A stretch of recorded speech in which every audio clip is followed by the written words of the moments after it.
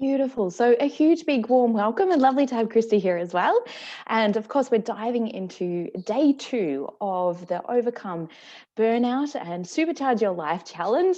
Really excited to dive into this one because it's such a huge one for so many women. And I think it's something that we can all relate to at times, of feeling that sense of over responsibility in life as well, and how that really, I guess, can take us over the edge as well with that feeling of that we've got to be continually giving to others or taking care of others, and makes it really hard to stop and to rest when we actually really need to. So in order to overcome burnout, stress and anxiety, obviously, super attached to those things, because when we're burnt out, the ego survival mind is definitely activated in a massive way. You will need to be able to let go of feeling overly responsible for everyone in your world, to take radical self-responsibility. Now, this is a big one, because when we're taking responsibility for others, and I certainly can relate to that myself, we tend to take under responsibility for our own life and for what it is that we're wanting to do, be, have, and feel. So, of course, we need to let go of this overly responsible feeling in order to be able to take that radical self-responsibility, to be able to maintain your current levels of energy and your health and well-being as well. And this is a huge one for so many women. Like I mentioned before, it can be so challenging to let go of this, particularly if you are sensitive, if you are empathic, if you feel other people's feelings deeply, and you have a big heart and you care deeply. There's a lot of this is because we often want to alleviate that feeling that other people are feeling. So we jump in and we be the fixer rescuer. Now, there's a few different reasons, and part of this, I'm going to read out some notes around this as well, because I don't want to miss any of it, but also do really make sure that we really punctuate this as well, so because if you are triggered by this, and often people can be, I know years ago when I had a kinesiology session, it was actually when I was training. I'm just trying to remember whether it was my diploma or whether it was my Cert 4. But I had a session with one of the trainers there, and she said, "Oh, you just need to, we just need to clear this responsibility thing." And at the time, I remember rage, like literally coming up in my system, because I was like, "You can't take that away from me. Like, oh my gosh, if I don't have that, I don't know who I am." Like, there was just all this stuff that kind of came up for me around it. But a huge part of it was like, I felt so misunderstood also by her, because at the time my mum had just passed away. I was stepping in, I was taking care of the finances for my dad. They had a self-managed super fund that I was taking care of. I was single mum to both of my girls, and my mum, her parents were actually still alive and are still alive, bless their souls. They're like 95 and 97 now.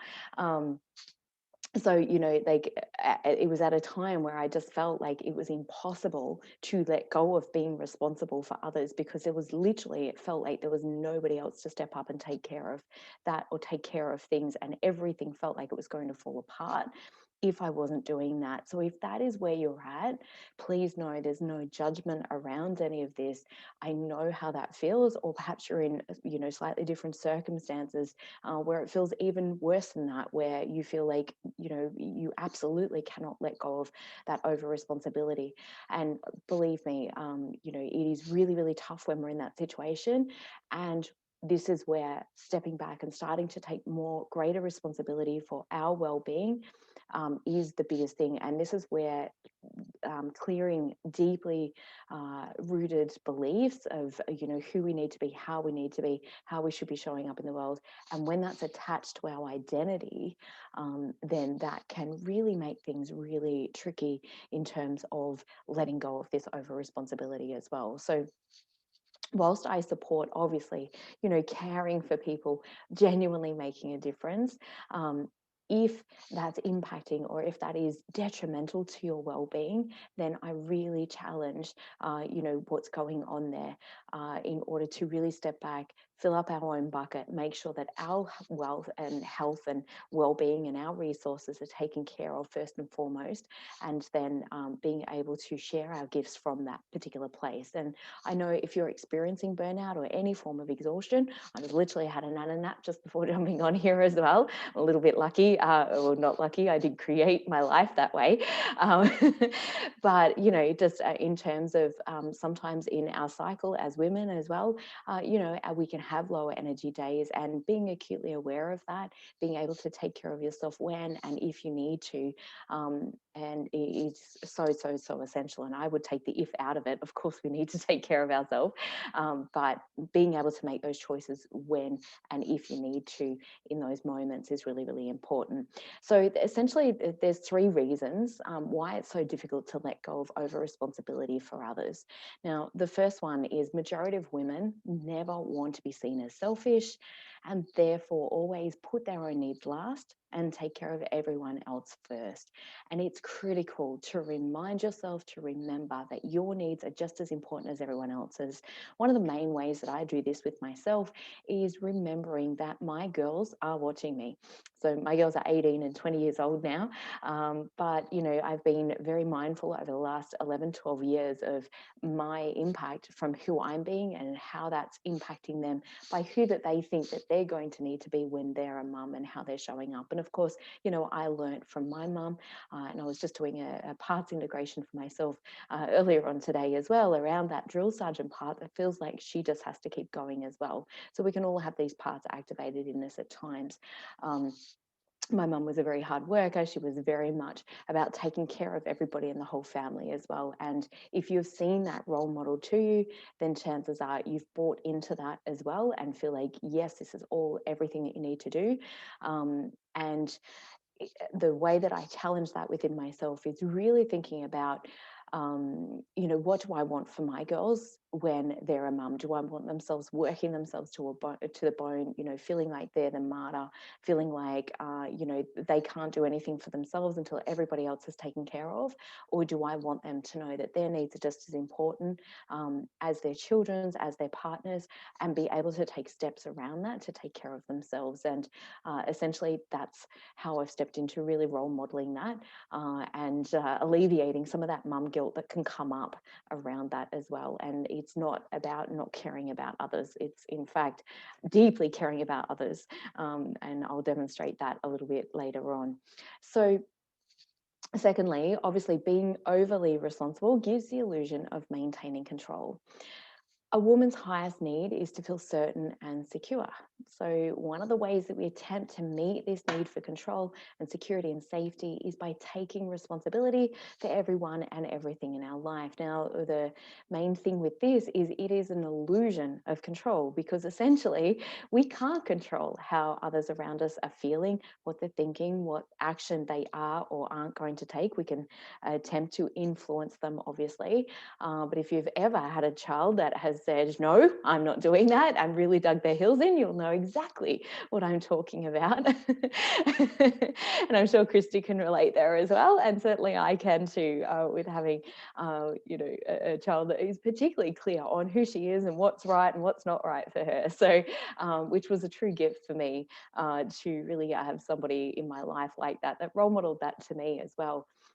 In sense, because often we can try and breed that out of our children, and I think it's a really it's a big gift, obviously, still being caring and empathetic to others and understanding what everybody else's needs and finding a way to try and meet everybody's needs in a way that isn't at your own detriment is of course the way that we want to proceed forward with this.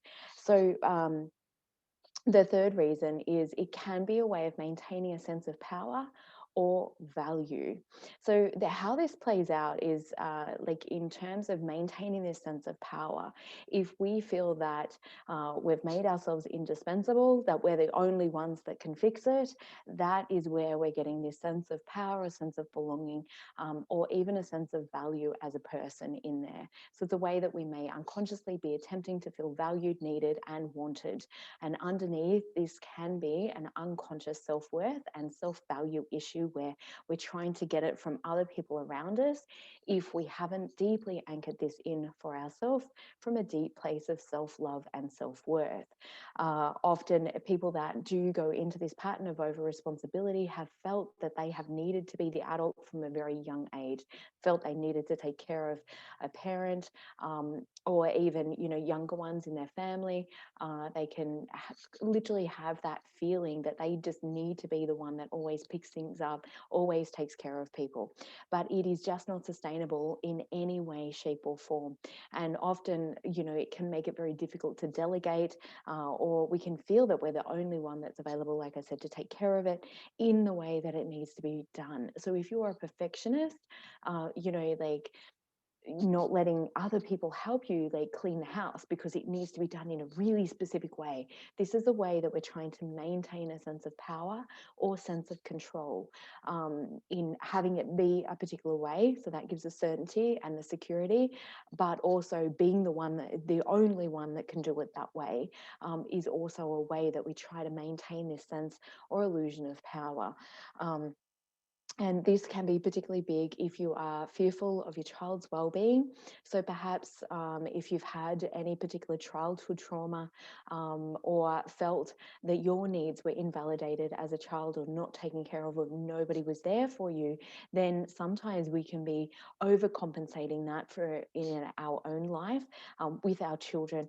And like I mentioned, this can be because we've experienced a high level of trauma ourselves. So we never, ever, ever want our child to go through that. So that's where we can tend to be a little bit more of a helicopter or micromanaging people. When I say helicopter parenting, where we're like fussing over constantly, which doesn't give the child true breathing space to feel into who they are, for them to explore more in their world, from a true sense of freedom and getting to make mistakes along the way, and have, you know, those building resilience through needing to pick themselves up, needing to figure things out by themselves. And I'm not saying to completely abandon them as well. So again, like I mentioned, this can be quite triggering for a lot of people. And as a parent, you've got to find your own pathway with what feels really good around this. But what I do know to be true is if you do have unhealed trauma in that respect, we will go into overcompensating, wanting to overprotect the child from a place of fear, even though the intent underneath that is love. But again, the child will either rebel, push back against that and not want that, and will rebel quite strongly, in which case some parents can go into being kind of authoritarian style parenting rather than actually really communicating effectively with their child, which can be really tricky as well. So really, really important to remember from this perspective. So either the child will push back and rebel, or the child will become almost selfless and need to be like trying to repress everything that they're feeling because they feel now overly responsible for how you're feeling. So they end up feeling like they've got to take care of your emotions because you're not coping when they're unhappy or when they're not okay. And so again, all of this is very, very subtle. It plays out at a deep energetic level, but can be truly, I hesitate to use the word damaging, but impacting, and not necessarily in a positive way for your child, but also for yourself as well. So really understanding what is going on for you, having a deep introspective look at that as well. So we can find it really difficult to let go of being a people pleaser, desiring to have approval or validation from others. And by being seen as the responsible one or the one that always takes care of things, we're unconsciously attempting to meet that need for approval, as I mentioned before. The challenge with this, of course, is when we're left with little or no thanks, perhaps from those around us, or appreciation from those around us. That's when the resentment can really set in. And this is why it can be so detrimental to our relationships as well, simply because we feel so devalued when we've done all these things, or we've showed up and taken responsibility and stepped in and done all of these things. But then when we're not perhaps receiving the appreciation because perhaps somebody didn't actually need us to do that, or didn't even want us to do that, but we're doing it from this unconscious belief that that's who we need to be, and that's how we need to show up, and that's what love is. Like, all of these things can kind of play out at a really unconscious level. And when that happens, it can be really, really painful if somebody actually, either not appreciating everything that we've done for them, which often underneath can be a very harsh but true reflection of the ways that we're devaluing ourselves, not honoring, loving, and respecting ourselves. And this is why letting go of over responsibility and empowering others to take responsibility for their own life, for their own feelings, for what's going on for them. And that's not to say that we aren't there to support them, aren't there to lead them on, or anything else, but it's just not picking up what truly is actually their responsibility. And again, that's coming back, asking yourself maybe even the question, what would somebody do that truly loved themselves in this moment, or that truly valued themselves in this moment? One big hint for myself is, if I go to do something that actually is somebody else's responsibility, sometimes I'm really happy to do that. And sometimes I enjoy doing that. So that might be like, putting a load of washing on for a loved one. It might be, if they've left plates somewhere or something like that, I'm really happy to pick them up. If I go to do something though, and I get a spark of anger, I choose not to do it, because I'm now pulling that anger. If I do that, if I follow through with that, and I'm feeling angry or irritated that I had to do that, which of course I don't have to, it's a choice. But if I'm feeling that, I'm going to project that anger and that resentment onto the person that I love. And I don't want to be living from that place. So I don't do things from that place. If I'm feeling good, if I've got plenty of energy, if it's something that feels like I'm completely 100% at choice, I'll step in and I'll do some of those things, or I'll suggest, would you like me to do this for you? Or would you like, I will suggest things like that. But if it causes anger within me, then I know I'm crossing my own boundary, and I'm not taking care of myself in that moment, perhaps when my energy is a little bit low, or I'm feeling exhausted. A really good example of this, it might be if a friend rings, they're going through a really tough time. You've only got like 5 or 10 minutes that you can give to them in that moment. You've got a whole bunch of other stuff that you needed to get done yourself that day. But yet 2 hours later, you're getting off the phone, and now you're enraged that they wasted all of your time. And you may not feel like that, but it might be like, oh my gosh, I can't believe that, they just took up all my time. That was our responsibility to draw that boundary, to let them know ahead of time, hey, I love you, I care about you. Now's not a great time to have a conversation, or I love you, I care about you.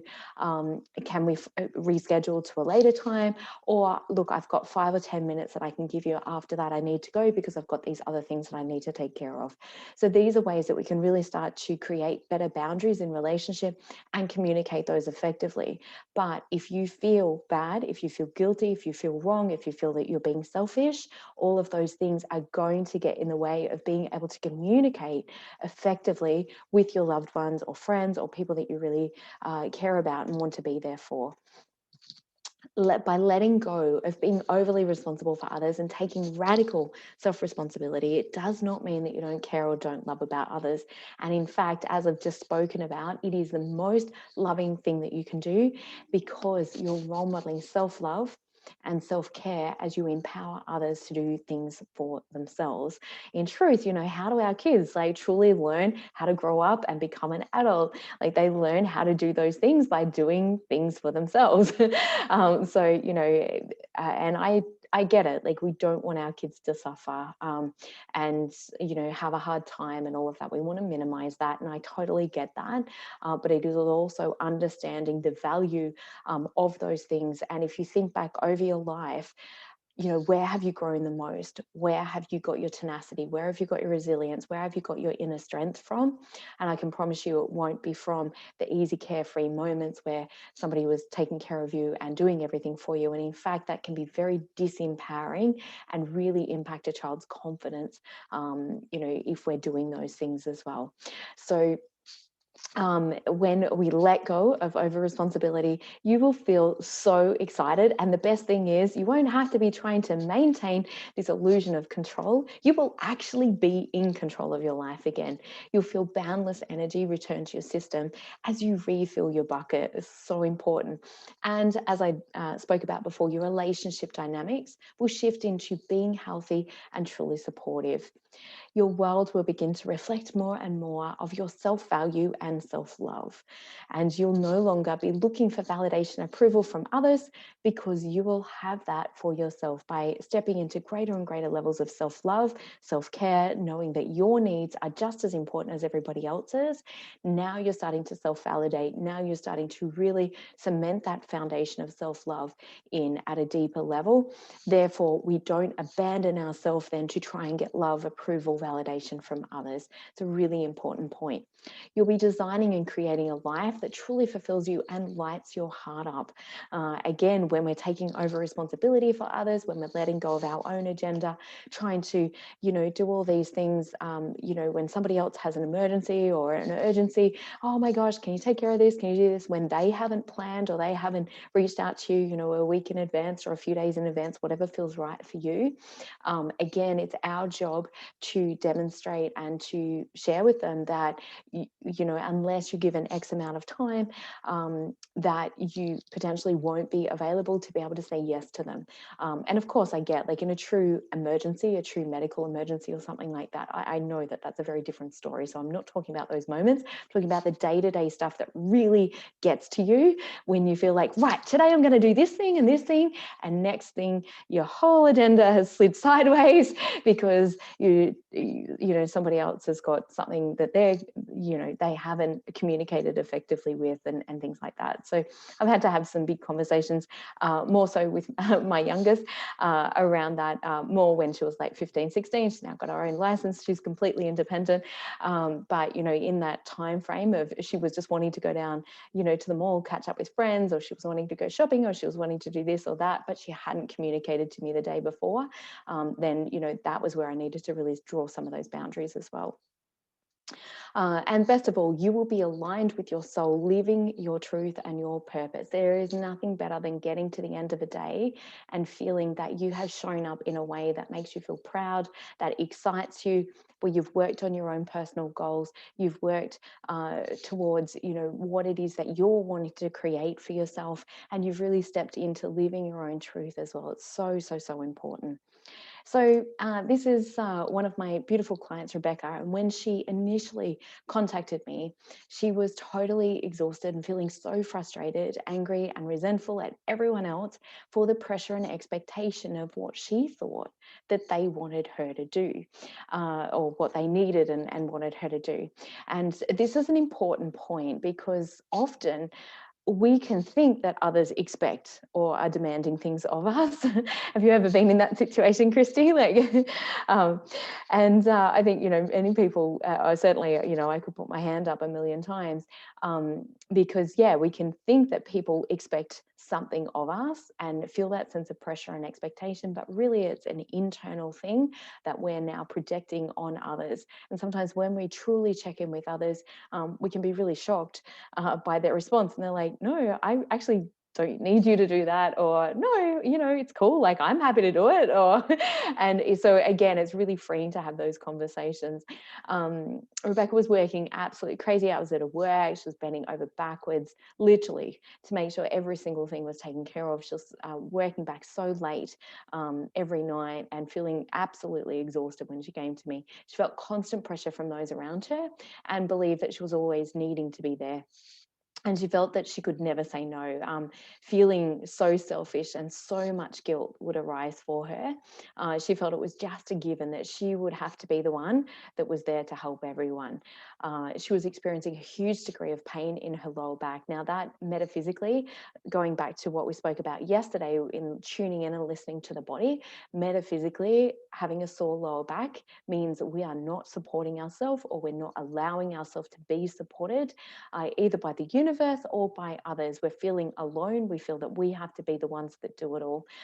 Lower back can relate a little bit to finances as well. So feeling unsupported, financially. That wasn't the case with Rebecca. It was more just about that general feeling supported in her life. She felt that there was nobody there for her, and she had to be there for everybody. So if you relate to that and you're experiencing perhaps some spinal issues or some back pain, sometimes that can be hips as well, because hips is where we stabilize our core energy. That can definitely be playing out too. She felt really low in herself and completely depleted and burnt out. And she was so excited to finally learn how to free herself from the hamster wheel by changing these deeply held beliefs through a particular process. And she also learned how to communicate more effectively about her needs with her loved ones. She was blown away when she started having conversations, certainly with, she also had some grandchildren, so she was communicating with her son and really started to shift things at a deeper level. And she was like, oh my gosh, he was so okay when I said I'm too tired, or like she was genuinely shocked that that they were so okay without her needing to step in. So that was really, really powerful for her to have some of those conversations. And she also noticed that by role modeling self-care and self-love, that it was empowering her children, who were also grown adults. But she also noticed her back pain improved dramatically. And also a few months later, she realized that she was no longer experiencing the sharp pain in her right side at nighttime. Often the liver, which is located on the right side, often the liver is the storehouse for anger and resentment as well. So in terms of listening to the body, if you've got pain going on that right side, it can be a liver issue. Definitely, by all means, get that checked, particularly if it's been an ongoing pain. Make sure that you're going and making sure it's not something more sinister. But on a metaphysical and emotional level, generally it can relate to anger and resentment being stored. And of course, the gallbladder is another one where it's kind of like the gall or the resentment that can kind of, oh my gosh, how could they do that to me kind of feelings that can get stored in those particular organs as well. Every single organ within the body has a particular emotional theme. So when we've got something going on physically with those areas in our life, like I was saying, in terms of listening to the body, looking up some metaphysical reasons can be very helpful and indicative of really understanding at emotional and mental level, what are the beliefs, what are the feelings that need to be shifted, felt and released in order to be able to free yourself on the vibrational level. And then, of course, obviously taking care of the physical body is super important as well. And Rebecca noticed that her energy and happiness has improved dramatically. She's followed through on making some huge changes financially, and she was also finishing projects that she had procrastinated on for 2 or more years. I remember speaking to her and she was so blown away. She's like, oh my gosh, can't believe I finally got the project done. Was working on a bungalow in her backyard, and she was just so excited to have finally got that done and to be able to generate some revenue from that as well, which was really, really powerful for her. So it's a huge one, obviously, with really letting go of this responsibility of acknowledging and becoming aware of where you're saying yes, where you really mean no. We'll be covering more of that in day 4 for sure, but it is a big one. And maybe setting yourself a little bit of a challenge of just acknowledging, hey, where am I taking over responsibility? Where do I do things for others that they're actually really capable of doing for themselves? Or where am I overgiving and feeling resentment and anger?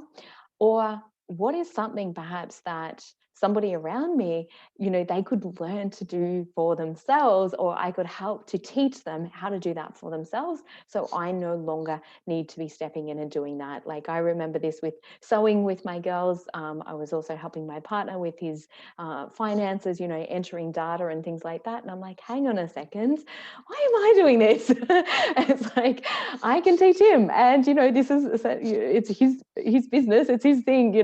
I can share with with him how to do that, and he can take care of this for himself. So, again, like I said, anytime there's that flicker of anger, for me, I lived in anger and rage literally for years and years and years, trying to be the perfectionist, trying to maintain this perfect house. And I realized it was because I had totally lost sight of who I was, what was important to me. I was not living in alignment with myself. I was completely exhausted from trying to please everybody else around me as a way of trying to maintain control and security, basically. I felt really unsafe in the relationship that I was in. That was quite a few years ago. And it was a really challenging situation, but I was definitely trying to compensate through the control mechanism of having everything be perfect and literally taking over responsibility for everything, and just trying to maintain that illusion of control. So if that is you, and like I mentioned, if this triggers you, or you like, holy crap, like this is so big for me, please reach out, please send me a PM, and let's organize a time to have a chat, see if and how that may, or I might be able to help you, obviously, with this. Like I mentioned, there can be very, very deeply associated beliefs with this particular thing that can present of being overly responsible for others. And particularly if you've experienced a high level of trauma, or any form of, feeling either abandoned or neglected, or your needs not being validated, your emotions not being validated as a child, or you felt that you had to step up and take care of your parent as a child, then I know that this will be huge for you. So again, I come from absolute place of love. I acknowledge your courage in showing up today, and thank you as well, Christy, for being on here as well too, honey. And let me know if there's anything that I can do to support you. But like I mentioned, having a look at asking yourself some of those questions, they can be confronting for sure. And I definitely acknowledge that. However, this is your life. Your needs are so important to be met. And we can't give from that empty bucket. So getting really clear on these things is really, really, really important. And again, I just want to acknowledge your vulnerability and your courage in exploring these things, and taking care of this for yourself as well. And like I mentioned, PM me if you have any challenges, or you're highly triggered, or you're feeling like, no, this is a really big piece for me and I need some support with this. So wishing you all an amazing rest of your day. And again, thanks so much, Christy, for being on here as well too, honey. Have a great day, everybody. Loads of love. Bye.